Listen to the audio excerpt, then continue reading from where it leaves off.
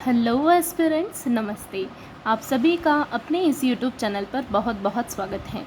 जैसा कि आप सभी को पता है कि मैं इस चैनल पर आपको करवाती हूँ हैंड रिटन नोट्स, जो आपके सेकंड ग्रेड, फर्स्ट ग्रेड या थर्ड ग्रेड के एग्ज़ाम्स में बहुत ही ज़्यादा काम में आने वाले हैं।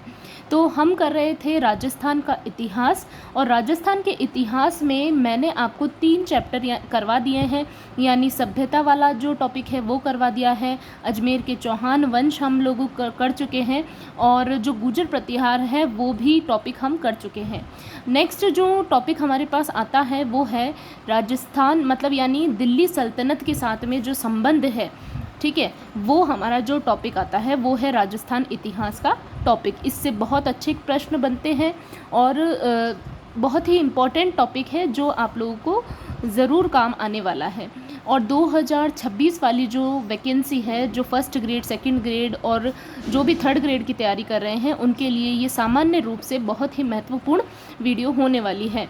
ठीक है, तो दिल्ली सल्तनत के साथ संबंध में मेवाड़ व दिल्ली सल्तनत, सबसे पहले हम क्या पढ़ेंगे? मेवाड़ व दिल्ली सल्तनत। मेवाड़ पर गुहिल सिसोदिया का शासन रहा था। किसका रहा था? गुहिल वंश, यानी सिसोदिया वंश भी इसे कहा जाता है। गुहिल का शासन रहा था।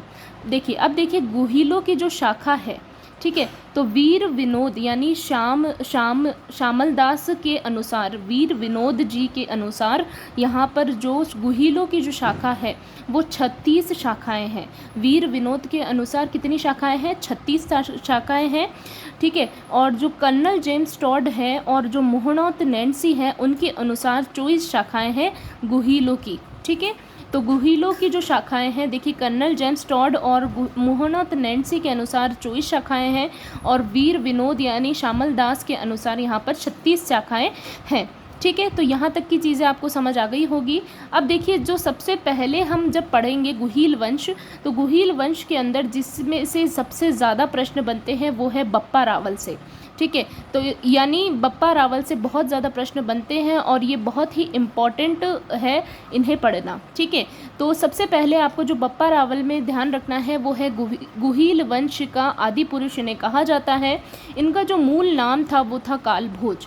ठीक है, कालभोज इनका मूल नाम है और रावल इनकी उपाधि थी। सीवी वैद ने इनकी तुलना किससे की है? चार्ल्स मार्टल से की है। ठीक है, सीवी वैद ने इनकी तुलना चार्ल्स मार्टल से की है।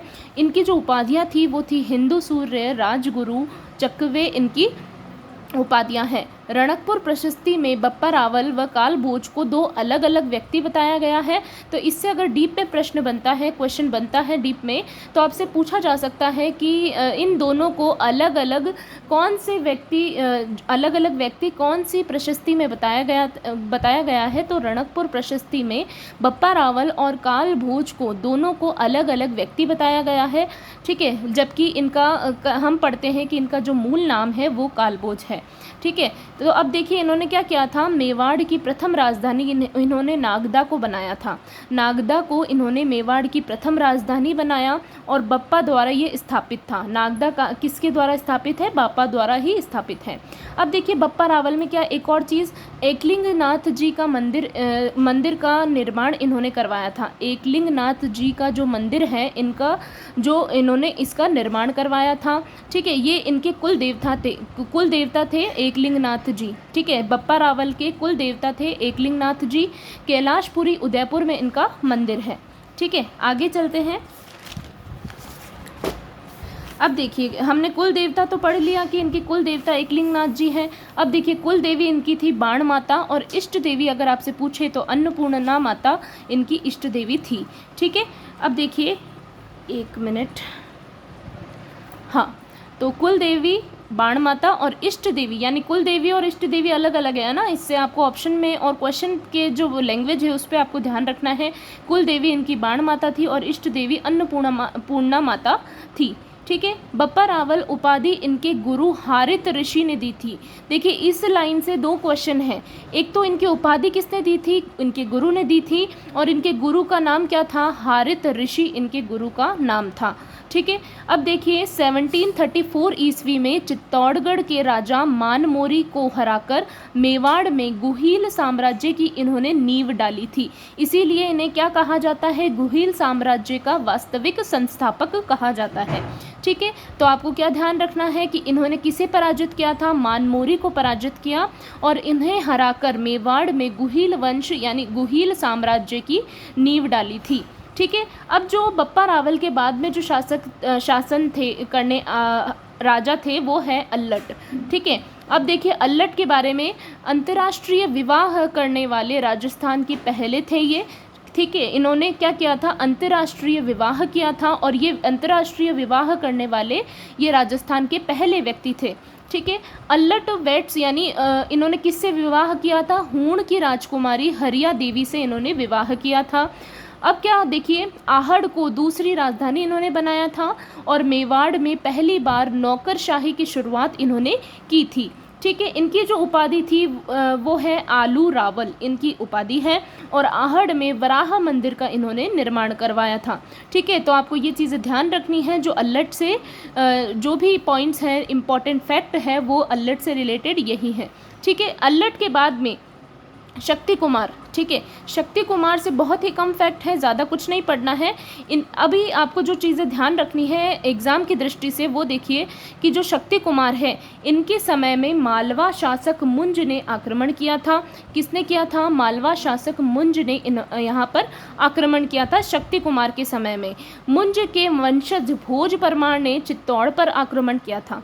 ठीक है, जो मुंज के जो वंशज हैं, भोज परमार किसके वंशज हैं, मुंज के वंशज हैं, इन्होंने चित्तौड़ पर आक्रमण किया था।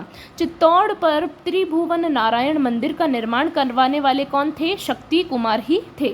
चित्तौड़ पर त्रिभुवन नारायण मंदिर का निर्माण करवाने वाले शक्ति कुमार ही थे। अब देखिए इसके बाद शक्ति कुमार के बाद में आते हैं रण सिंह। रण सिंह अब आपको एक ही फैक्ट ध्यान रखना है कि रण सिंह के समय गुहिल वंश का बंटवारा हुआ था दो शाखाओं में। किसमें हुआ था, गुहिल वंश का बंटवारा दो शाखाओं में हुआ, एक तो रावल शाखा और एक राणा शाखा। ठीक है, आपको ये दो चीज़ें ध्यान रखनी है। एक तो दोनों रा से स्टार्ट हो रही है, तो दो शाखाओं में बंटवारा हुआ था, एक तो रावल और एक राणा। ठीक है, जो इसके आगे के जो पार्ट है वो मैं आप लोगों के लिए नेक्स्ट वीडियो में लेकर आऊँगी। बिल्कुल शॉर्ट नोट्स के साथ में मैं आप लोगों को सिलेबस करवाने की कोशिश कर रही हूँ। अगर आप लोगों को वीडियो पसंद आए तो वीडियो को लाइक और शेयर करना मत भूलिएगा, और चैनल को सब्सक्राइब तो आपको कर ही लेना है ताकि आप लोगों के पास में हर वीडियो का नोटिफिकेशन आ सके। और आप लोगों को ये नहीं सोचना है कि हमारा सिलेक्शन नहीं होगा, हमारा सिलेक्शन ज़रूर होगा। मैं भी आप लोगों की तरह ही एक सेकंड ग्रेड की तैयारी करने वाली ही छात्रा हूँ जो कि वरिष्ठ अध्यापक की तैयारी कर रही है, और मैं इस हौसले के साथ में मैं आप लोगों को कह रही हूँ कि 2026 में हम लोगों को वरिष्ठ अध्यापक बनना ही है, और जो भी अध्यापक अध्यापिका बनना ही है, दोनों के लिए कह रही हूँ, चाहे वो लड़का हो चाहे लड़की। हमें इस वैकेंसी में हमारी एक सीट हमें हमारी पक्की ज़रूर कर लेनी है, और अगर सीट पक्की करनी है, सिलेक्शन लेना है, तो हमें अच्छे से मजबूत तैयारी करनी होगी। और अगर आप लोगों को ये वीडियो पसंद आए तो चैनल को सब्सक्राइब तो ज़रूर कर लेना है, ताकि बिल्कुल अच्छे से हम हमारी स्टडीज़ को कंटिन्यू करते रहें, और बिल्कुल ऐसे ही तैयारी अपनी करते रहिए, बिल्कुल कॉन्फिडेंस के साथ में मोटिवेट रहिए। और जो भी अगर आप लोगों को कुछ पूछना हो तो आप कमेंट सेक्शन में मुझसे पूछ सकते हैं। मिलती हूँ मैं आपसे नेक्स्ट वीडियो में नेक्स्ट पॉइंट के साथ में, तब तक के लिए ऑल द बेस्ट।